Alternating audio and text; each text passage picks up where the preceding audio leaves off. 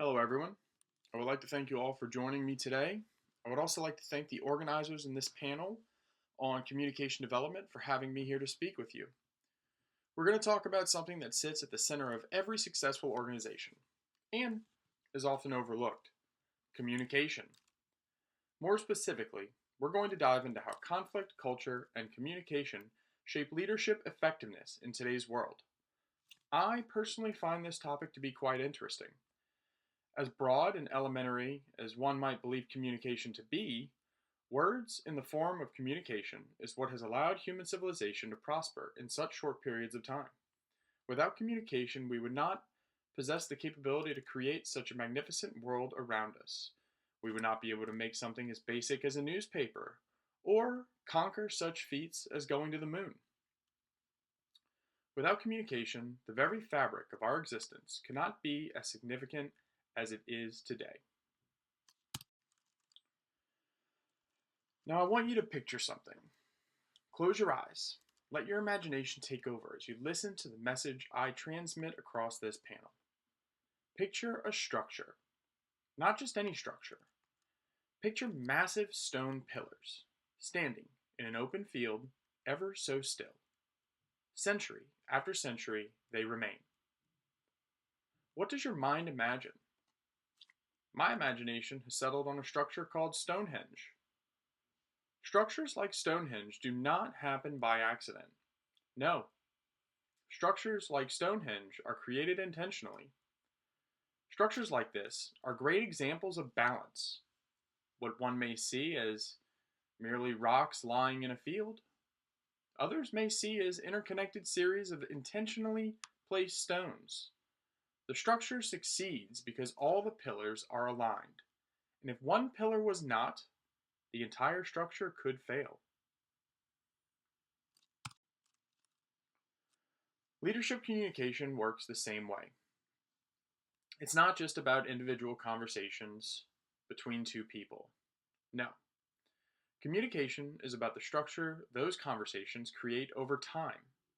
Just like those pillars in a field, communication is interconnected, dependent, and intentional.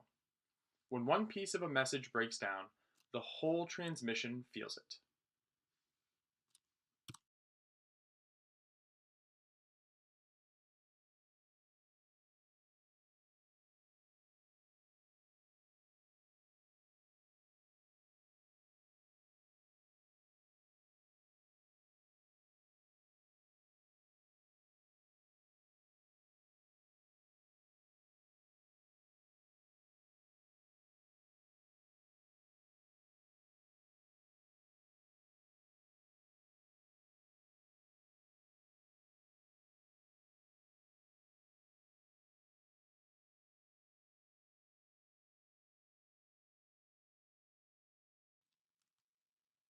To make these challenges even more complex, communication is now often mediated.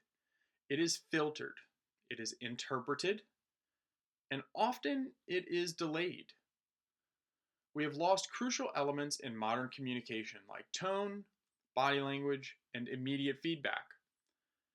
How many people here have tuned into your weekly office Teams meeting just to be told, mute your mics and leave all questions and comments in the chat? Seems really productive, doesn't it? We have lost crucial elements of communication. So what replaces these elements? Well, interpretation. These presented challenges are why modern leadership communication requires more intention than ever. Clarity matters. Structure matters. Delivery matters. Even here, presenting virtually, I slow down my speech, emphasize my key points, and structure my message carefully, because every word carries more weight in the digital space.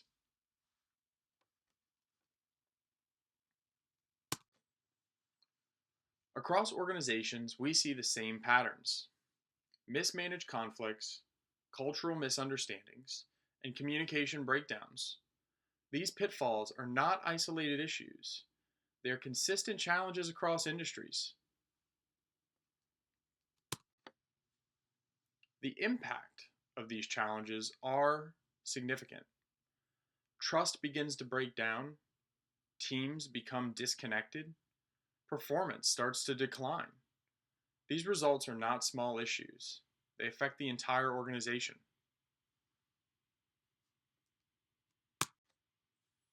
This leads me to one of the most important realizations. Most organizational problems are not operational, they are communicational.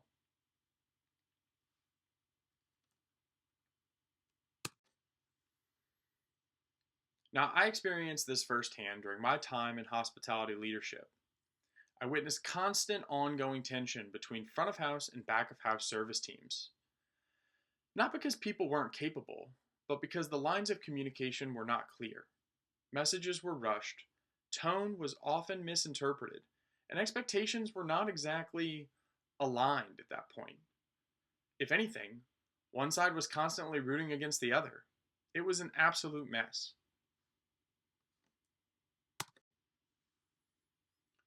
So we had to figure out how to turn this problem on its head and become a successful organization again. What changed was not the people. In fact, it was the people that changed the communication. As a team, with the help of organized leadership and goals, we introduced clear expectations, direct conversations, and respectful delivery. I can honestly say that almost immediately we saw performance improve. This was not just a performance upgrade that affected the people either. We actually saw our earnings improve. People were happier with the new model, and we achieved higher guest satisfaction ratings as a result. That, well, that's when I realized that communication drives outcomes.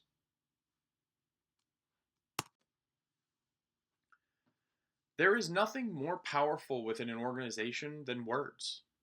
Words do not just deliver information, they shape perception, they influence emotion, they determine the results. And how we say something often matters more than what we say.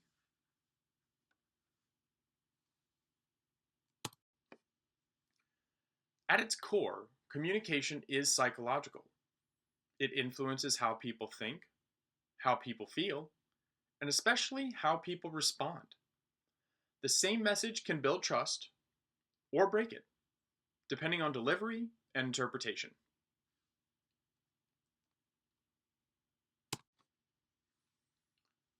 So that is when I began to reshape how I thought about communication. Successful leadership communication took on a completely different form. I put the idea that conversations were isolated behind me. I began to think of communication as this form of ongoing perpetual structure. How was I going to establish this relational form? What essential key points will allow this communication vision to thrive? I needed a foundation to build on, and my system needed structure. Now that's when I envisioned a system built on four core pillars. These pillars are conflict, culture, ethics, and performance. First, there's the pillar of conflict. Conflict is inevitable. I repeat, conflict is inevitable. But communication determines whether conflict will escalate or resolve. Research shows structured communication helps guide conflict toward productive outcomes.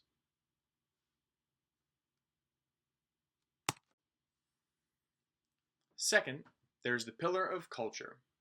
One might think, why culture? Well, communication is shaped by identity, values, and perception. What seems clear in one culture may be completely misunderstood in another. That is why leaders must adapt their communication style. Unassuming. Successful leadership communication must translate universally.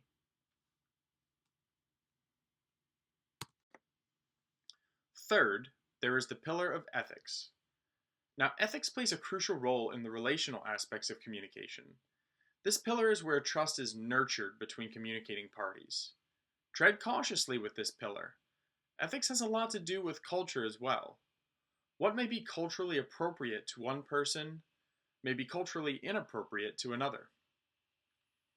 Ethics does not always have to do with right or wrong, legal or illegal. I actually like to think of ethics as approving or disapproving. A good example of this exists in the communication of negotiation. Self promoting interests may sometimes impede one's ability to reach compromise or consider the effects that their gains would have on another party's loss. When we communicate, it is best to be intentional, direct, and deliver unspoken expectations. Effective leadership communication requires transparency, consistency, and trust. And once again, research has shown that strong internal communication directly impacts employment, employee satisfaction, and engagement.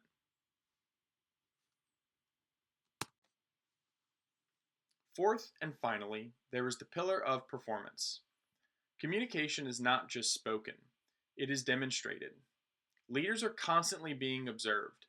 Their actions reinforce or contradict their words.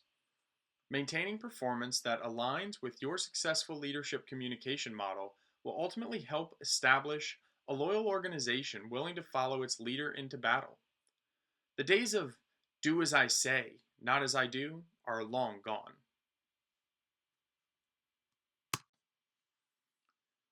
Now, it is important to recognize that communication models have limitations. Research shows that communication is perception driven, relational, influenced by cultural variation, and even shaped by bias in systems. One could say that everything positive about successful leadership communication models can also be detrimental. This toss of the coin will ultimately come down to delivery, intention, and positive reception. Be sure to always use tools like audience feedback and perception checking. It's perfectly okay to gauge your audience. Remember, no model can fully control outcomes, but we can control our words. So, what is the answer? It is not simply a well laid out structure. We must be able to establish structure and adapt as the organization takes form. Some ideas will be received well, others not so much. Good organizational leaders can adapt their communication model to find what works and build on those positive developments. Remember, effective communication requires intention, awareness, and flexibility. Because ultimately, communication is human. At the end of the day, the best leaders are not just decision makers, they are communicators. And the strongest organizations are not built on systems alone. They are built on how those systems are communicated. Well, thank you all so much for joining me today. We will host a live communicated Q&A session here shortly after a brief word from our organizers. I really appreciated being here again, and I hope you leave this panel today with valuable tools to help each of you become more successful leaders through communication. Thanks again. The concepts here are supported by the research shown.